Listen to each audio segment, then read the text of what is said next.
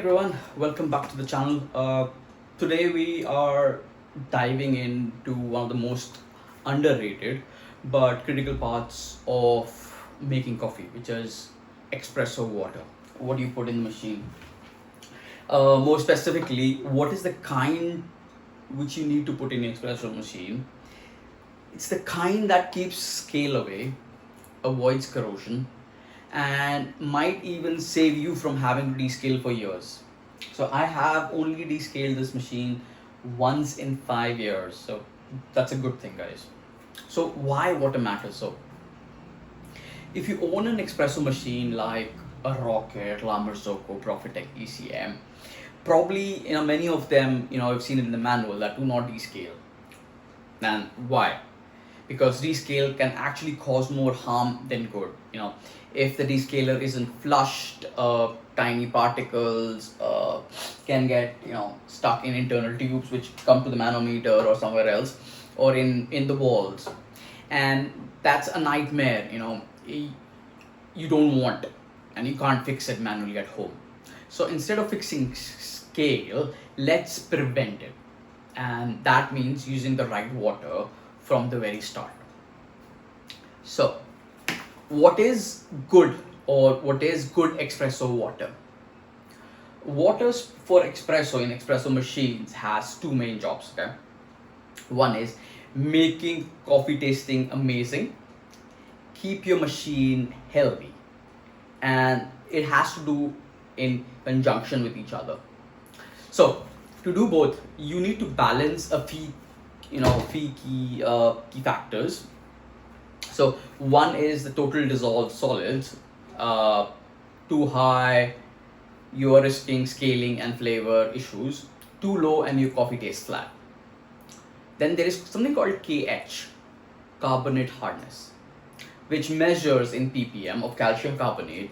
That is what determines of water buffering capacity, or how well it resists to change as well. It's also the particle or the ppm which causes scaling. So lower KH means soft water. Then there is general hardness, which then includes calcium, magnesium, which contribute to both scale and taste. So yeah. Lastly, there is pH level. We want it near neutral, 7.0 approx, to avoid corrosion of excess scaling. So stainless steel boilers, copper boilers, all these would avoid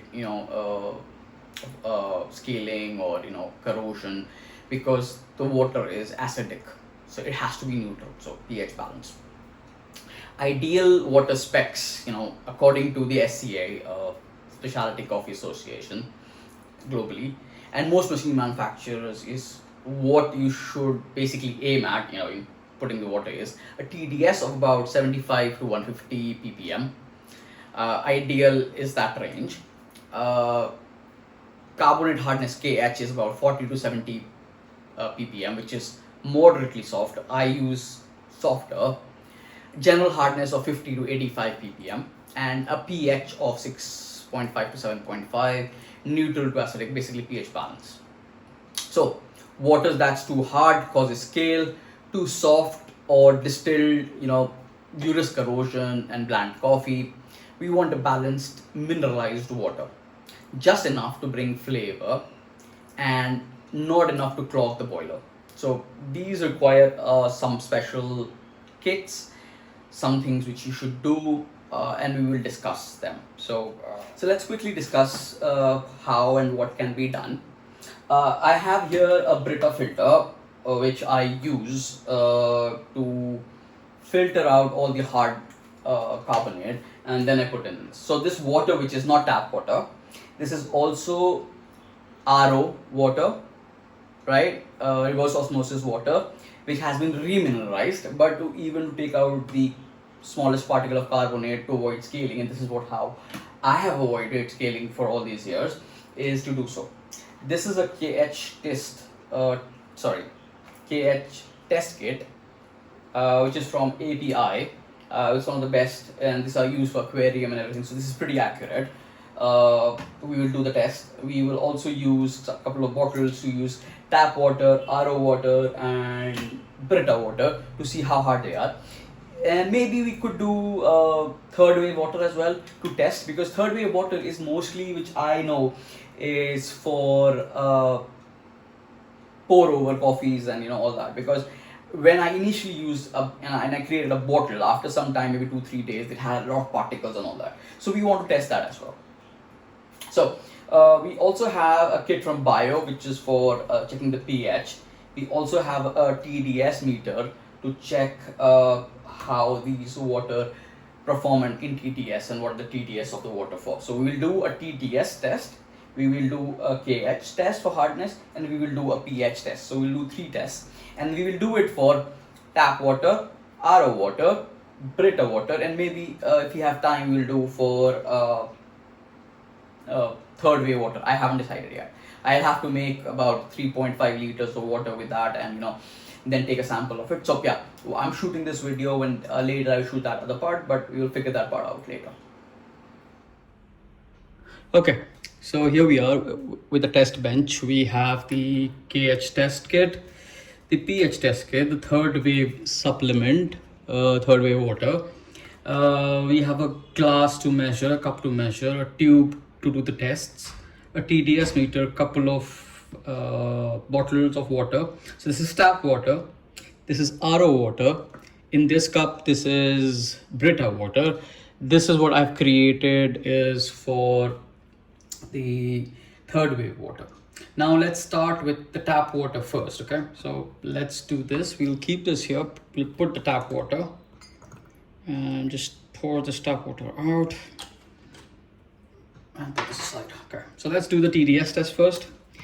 So the TDS test says about, I don't know if you could see, it's about, one sec, hold on, 663, 662. Okay, so that's a huge TDS, and this will have a lot of minerals, lot of sedimentation, lot of carbonate, lot of magnesium. So it's not the best way to determine this, and there is no point even checking this water with these test kits. This is 663 ppm. Now this water has been run through a reverse osmosis, so we will clean that, and we will clean this glass as well, so that there is no mixing of water. Now we will use the RO water. Okay, so the RO water has been run. Let's see what the RO water stands out now. See, the RO water is at 70 prox, 69, 68, 70, right? So which is good enough. This could have a lot of other particles as well. So let's quickly then again test the water, right? And we have 5 ml of water in this. Yeah, 5 ml of water. Let's do the carbonate test first. So it should turn from blue to yellow, and depending on the drops. So let's see. 1 drop, it's yellow,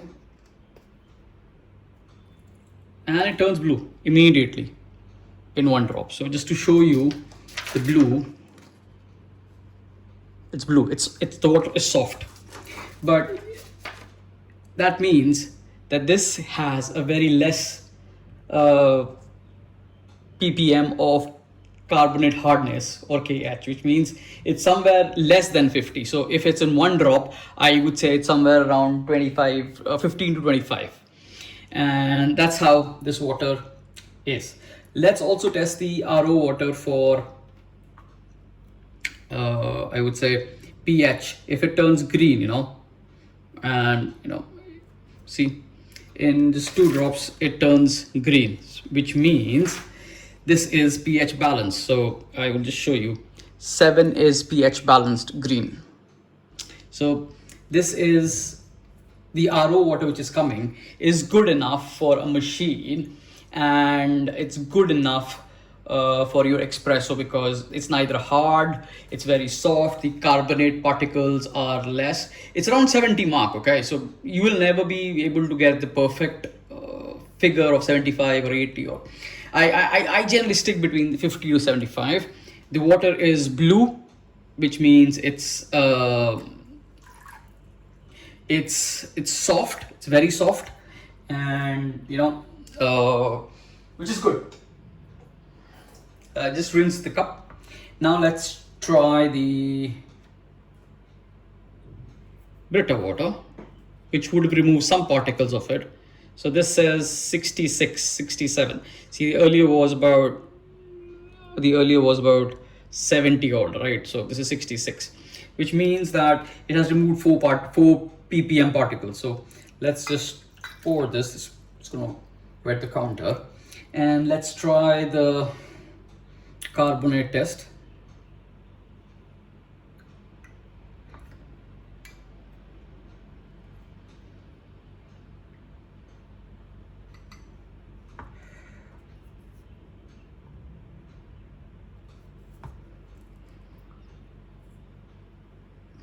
I'll just put this cap, and it's blue.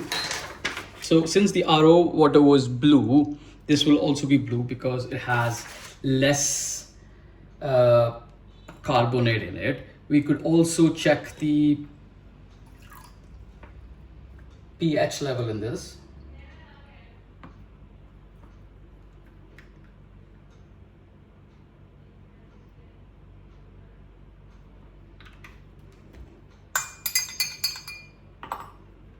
Yep, if you see it's green, that means it is pH level 7, so which is good.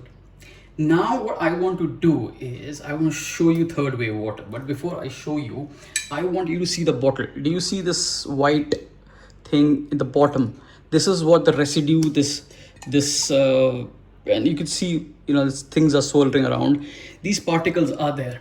So these particles are then picked up by the machine or the particle filter, or it will go, some particles will go into the boiler as well, which I don't like. So, and that is why I don't like to use third wave water, because you can see the particles which are there. So I want to make sure that we use the right set of water. Whatever particles we can see, it should not go inside the machine. So let's see this. What's this? Wow, it's about 236 ppm, which is way bigger, or higher than what's recommended by SCA. So you can see the particles. The TDS particle size is over 100. It's about 236, and I've used a distilled water to put this third wave water. And this is what gets me worried. People have been pouring this in their machines, so it will eventually clog up in over time, or you will have to descale at some point of time. So let's see. We used 1 drop earlier, and so yeah, okay. So this turned blue. So this means the carbonate level in third wave water is brilliant, I would say then. Oh, that changes everything. But yeah, the higher TDS may give you different flavors or something, but let's try this.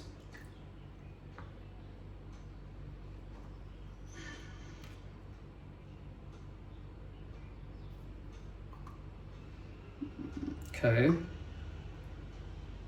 2, 3. So it took about 3 drops to get there compared to the others. So I would say good experiment. RO, Brita, and third wave water are both pH and soft water. The carbonate levels are down, but the third wave has a way higher amount of TDS. So there could be other particles, other things like magnesium and all that. I do not generally put this kind of stuff in my machine, which has particles floating around, because it will eventually choke the machine up. So I don't prefer that. So yeah, it's a personal choice what we want to do. So yeah. Okay, so we did those tests, and I was surprised on some and none on others. But we tested the tap water, which was like TDS of 670 something, and we didn't test for carbonate or pH in that because that's way too high TDS to be doing anything, either normal pour over coffee or espresso and everything. It's just out of the question. So the test doesn't matter. So you should not be using that kind of water. That's the point one.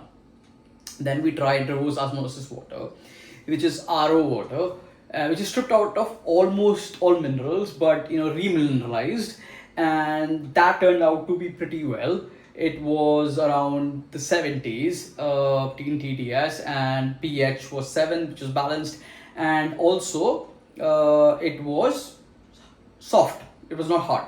The RO water was pretty good, but my personal setup is RO water plus Brita filter. This is what I use in my espresso tank, which is remineralized, and which was pretty good, I would say. 67 from 70 RO to Brita, it kind of cut a little bit, but it was soft.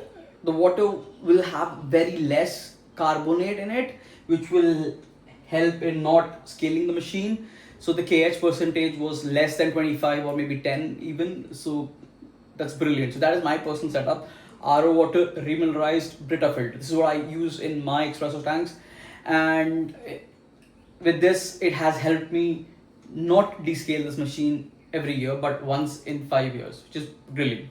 The last one which we checked was third wave water, which was a popular commercial solution designed specific for coffee, and I was surprised with those results because it was 236 in TDS, but it is not the TDS which you will hope to put on your machine. But the pH or the carbonate levels were pretty damn okay. It was as equal to the RO water Brita filter, which was surprising for me. But the biggest problem was that it had particles in it, and that will eventually choke up the machine, which you could probably see. And there's some which you can't see. So the opinion is that you should take a water depending on what any tap, RO, everything should be filtered, and the water should be monitored if you want to have a long espresso life. These machines will last you a lifetime, 2 to 3 decades, no problems. Even if you, with normal, I would say, servicing everything, it will last you ages. So if you're using RO or distilled water, always remineralize it before using it. Maybe use a Brita on its own. Avoid direct tap water, avoid hard water. At least test it out and soften it before it hits the machine. I did check out, there are third wave water which is now also for espresso. I didn't know about, but you could use that, but it becomes expensive. So an RO system or distilled water remineralizing is always good. Always store water in a clean tank where bacteria and biofilm does not affect, because it's as bad as scale. It is badder, because it will give you your tummy will be upset or something, so it will be bad. I hope guys, this helps you understand espresso water better.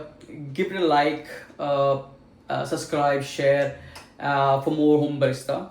If you got questions on this, give me shout out, ask questions to me. If you have another water setup, do drop it in the comments. There is a link for Barista Hustle to to remineralize your water as well, which I have seen, which uses Epsom salt, baking soda, and others to remineralize and get that perfect. So as long as you keep it between 50 and 100, I try to keep it between 50 and 70. You have a great water for your machine. The coffees will taste good, and the machine will last you a lifetime without descaling it. Descaling is not the best solution always. It can do more harm. Again, I'm saying this. So please choose your water carefully. That's it for today. Thank you so much.